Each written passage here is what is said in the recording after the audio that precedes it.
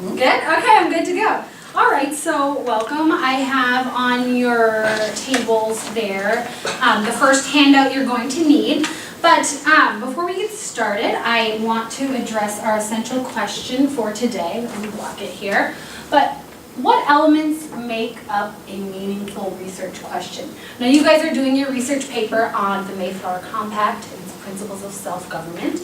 But before you can do that, you're going to need to ask some questions so that your research can be guided, so that it can be direct and purposeful. But here I've underlined meaningful, because I made it a point. I could have just said what makes a good research question, but I wanted to talk about what makes a meaningful research question, and we're going to get into that. But first I want to kind of give you an idea of what we're doing here. Right now we're going over the essential question. Then we're going to talk about the Simple 4 research model just for a second.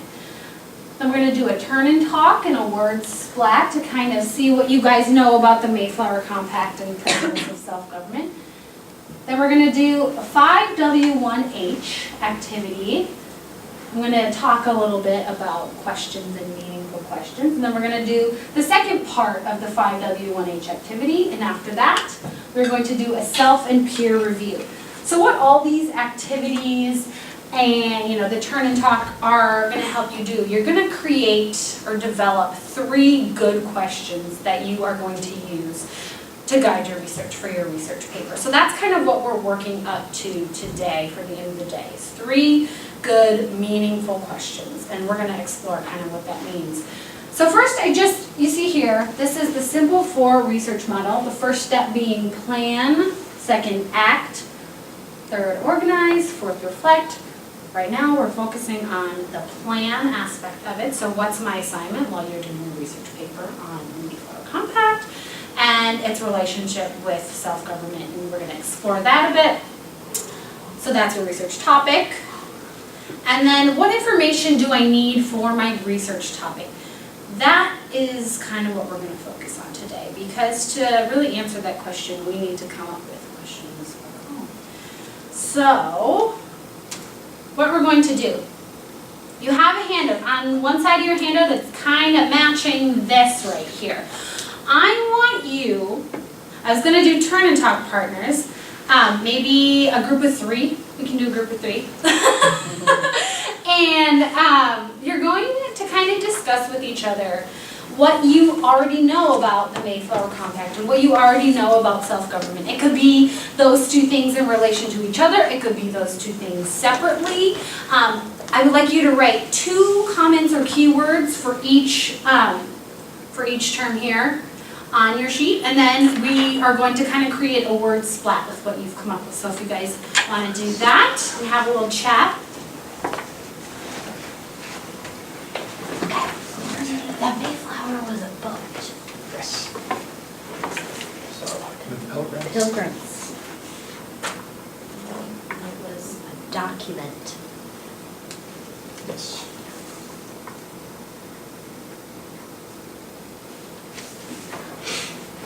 Self-government is governing yourself. Yeah, okay.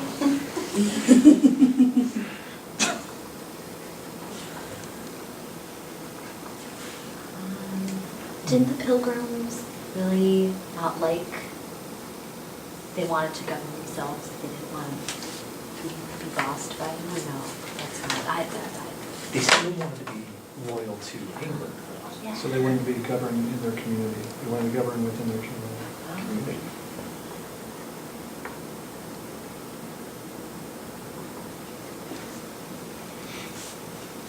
So we're going to do about 30 more seconds. Let's pretend it was more time. And 30 seconds is up. So, all right, guys. I'm going to have you come back to your seats now. And Can I stay here? actually, yes, let's keep you all in one here. That's fine. So now, I want you guys to share with me, if I can do this, what are some things that you talked about? What are some keywords? What are some phrases? Yes, Corey. Pilgrims. Pilgrims. That's big and red. What else?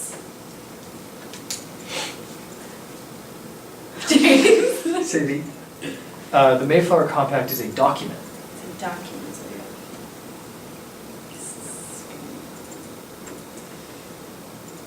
Let's just do this document, okay? What else? Courtney! We talked about how self-government means governing yourself. Governing yourself. Keep shooting them out, whatever you got. Yes, Mayflower was a boat. a boat.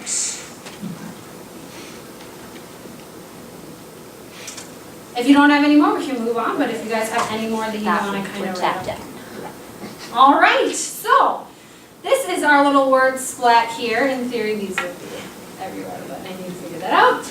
And okay, so we've kind of talked about what we know about these two things. And you guys are going to be learning more, obviously, in history, and you're going to be learning more just through asking these questions and through then using the questions for the research process. So this is a good start.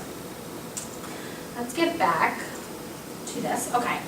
So now what you're going to do is you're going to flip that. Yes, you're going to flip that page over, and it's going to say part 1, right? What do you want to know? Okay, so what the 5W1H is a really great method to come up with questions that address different areas, because you've got your who, you've got what, when, where, why, how. Those are going to be different kinds of questions that inevitably are going to answer different things because they're different. So what we're going to do is you guys are going to have to come up with 5 questions you want to know using the 5W1H words. I just did a little example here. So I used Halloween, because Halloween's coming up, right? So who is the original witch? You know, this famous witch, that's what I want to know. What culture started the tradition? When did trick-or-treating start? Where did the tradition start? Why do people wear costumes? And how has the tradition changed over time? Those are just 6 things that I want to know. And so now I'm going to have you guys come up with 6 things that you just want to know about the governments. And I'm going to go back and I'm going to have your keywords up on the screen so that maybe that kind of stirs some ideas for you guys, but you also have them written down there. So I'm going to give you a few minutes to kind of just come up with some questions. Don't worry about meaningful right now. I just want you guys to think about what you want to know. Go ahead.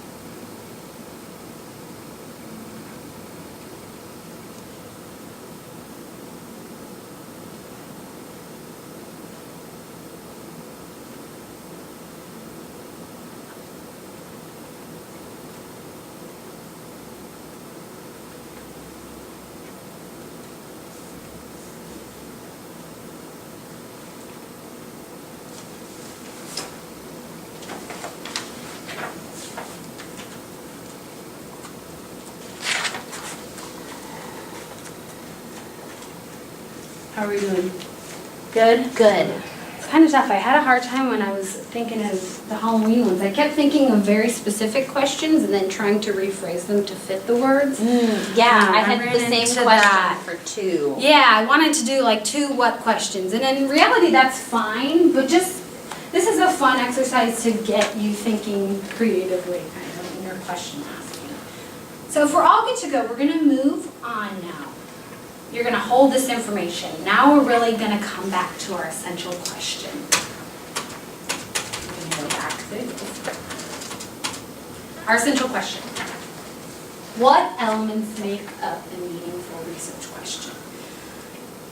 So I looked up meaningful in the dictionary, full of meaning, right? Having meaning, being significant, being important, having value. And really what I came up with was meaningful research questions lead to meaningful information. And that's what you want to use for your report. You want to be directed and you want to be guided when you're out there in this massive world of information online and books. It's a overwhelming place and you want to have some direction. So meaningful research questions are going to give you direction. So I just want to talk about closed-ended versus open-ended questions. So open-ended questions require more information. I think of them wide open for multiple sources to answer. So how did you and your best friend meet? You see the how of the 5W1H. Why is your favorite color orange? Those aren't going to be answered with yes or no, and they're not going to be answered really with one-word answers unless you're really creative with why your favorite color is orange, just because. So closed-ended questions are going to be the opposite of that. They're going to be answered with maybe a fact, a simple statement, and that's not really what we're looking for a research paper, because you are pulling from multiple sources. You're going to be looking in different places, and you're going to have to do a little work with your information to make it what you wanted and have it really answer your question. It's not going to be that simple. So a closed-ended question. Who is the president? Do you like ice cream? They're simple. They're closed. And I always think of a closed door and an open door, because the closed door is going to kind of stop you in your information search process. You're going to get one answer and you're going to be done. But open door, you go through it. There's a lot out there. But so open-ended questions aren't always good just because they're open-ended, because you can really run into too broad of a question. But before we worry about that, you need to make sure your question relates to the topic. So if our topic is the Mayflower Compact and principles of self-government, you're not going to be asking, why your favorite color is orange. And I think you guys understand that. But it's worth saying that being clear, having questions that you understand means other people are probably going to understand it and the information that you find about it. So now once you have a related question, you need to think about if it's too broad. So broad, covering too much of the topic. Too big, too much information. What were the effects of the Civil War? That's a lot. There's a lot of effects of the Civil War. That's going to be really, really hard to write a paper about, because you are going to have to pick through a lot of information. The other side of that is the question too narrow? So covering too little of the topic, too much versus too little. So who died on the first day of the Battle of Bull Run? And narrow, is kind of similar to a closed-ended question. It is answered by a simple fact, a yes or a no, and really what you want is a focus. You want an in-between. So you want something that maybe, you're going to combine a question with another question. Maybe you have a closed-ended question that you pair with an open-ended question, or a broad question with a narrow question to kind of give you clear direction. I always think about a salt shaker when it comes to broad versus narrow, because if you have a salt shaker that's clogged, it's not going to come out. It's going to be too narrow. The holes are going to be too narrow. If you have the cap fall off and all the salt pours out, it's too broad. But if you have the cap on and it's not clogged and it's in good shape, it's going to do just the right amount of salt. So making it meaningful. Back to our essential question, that word meaningful. You can, like I said, combine questions or create two-part questions to stay focused and open-ended. So who is the President of the United States? That was our closed-ended question. We turn it into who is the President of the United States and how was he elected into office? So maybe what that process is like. Not how are all presidents elected into office. If we talk about maybe just Obama's campaign. That would be an okay topic.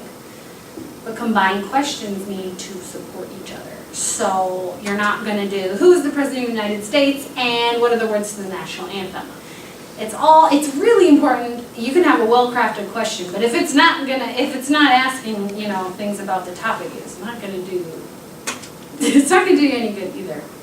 So another way then, or another thing you need to think about is expanding or pulling back to fix questions that are too narrow or too broad. So what were the effects of the Civil War being too broad?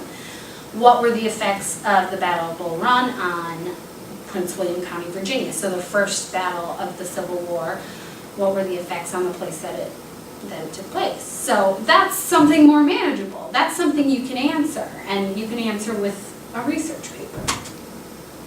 So we're going to do a little quiz. I want to see if you can tell me if this is an open-ended question or if it's a closed-ended question. So if it's an open-ended question, I want a thumbs up, and if it's a closed-ended question, thumbs down. Can I have some of that pie? Good job. What is it like to live in the capital of Morocco? Why can't I come with you? That one's kind of tricky. Why can't I come with you? It's open, depending on your answer, but it leaves the possibility for more information if you so choose. What year was George Washington born? Same thing. Broad, narrow, or focused. So broad, go like this. Narrow, go like this. And focused, thumbs up. What is the history of the United States of America? Too broad! It's too broad. You're not going to be able to answer that with a research question.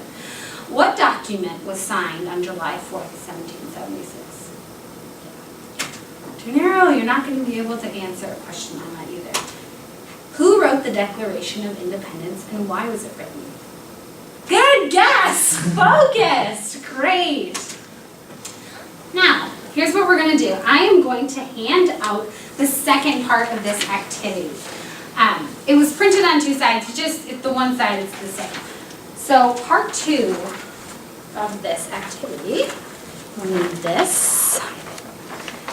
Just ignore the other side. We are going to take your 6 questions that you created, and you're going to pick 3 of them.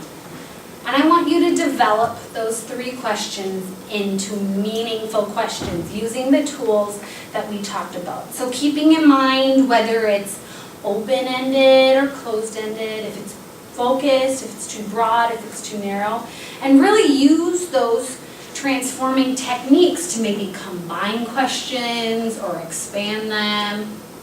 So I did another example here. So I chose 3 of my 6 questions. You know the questions from before. The first question here, what culture started the tradition and how has it changed? So what I did here was I took a closed-ended question, I combined 2 of the questions. So what culture started the tradition, and then how has the tradition changed over time? I paired those questions together. They're related, and they support each other in a way that's going to give me more information that's all relevant here. Why are witches symbols of Halloween? So I took a closed-ended question, who is the original witch? And I turned it into a why, an open-ended question. Why are witches symbols of Halloween? So, and I also could have done maybe who is the original witch and why has she, why has she caused this symbolism of witches? But I didn't. And then when did trick-or-treating start? And what is the connection with with the holiday?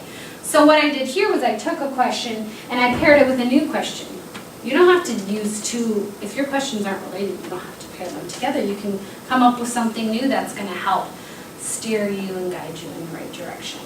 So thumbs up for right now if we understand that we're taking 3 of our questions and you're writing the original and the before. And then I want the after to look different. I want it to be developed in some way that you think is going to guide you towards meaningful. Thumbs up? All right. So I'm gonna give you like 2 seconds to do that. And then, so they would work on, is my time up? Yeah. Okay, so they would work on that, and then what I would have them do is now I want you, actually I would have handed this up before, I just forgot. But this is a checklist, and it's kind of going to give you some guidelines for what you should keep in mind while you're developing your meaningful questions. There's 2 sides, a peer check and a self-check. When you're completed with your 3 questions, you would complete the self-check. Just yes or no's, and then I would have you back with your turn and talk partner, and you would swap questions and then do a peer check, and then this would be your exit ticket.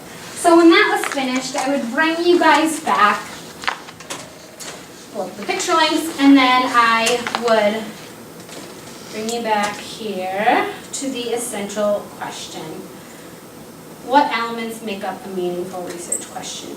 You guys have developed these questions into meaningful research questions. You've seen how that transformation can take place to maybe closed-ended to open-ended, broad to focused or narrow to focused. And now you have a clear path for next class when we start. The second phase of the Simple 4, the acting phase. So you guys are going to dig in and use your questions as your guide. These are your guides. So, yeah, good job everyone. Thank you.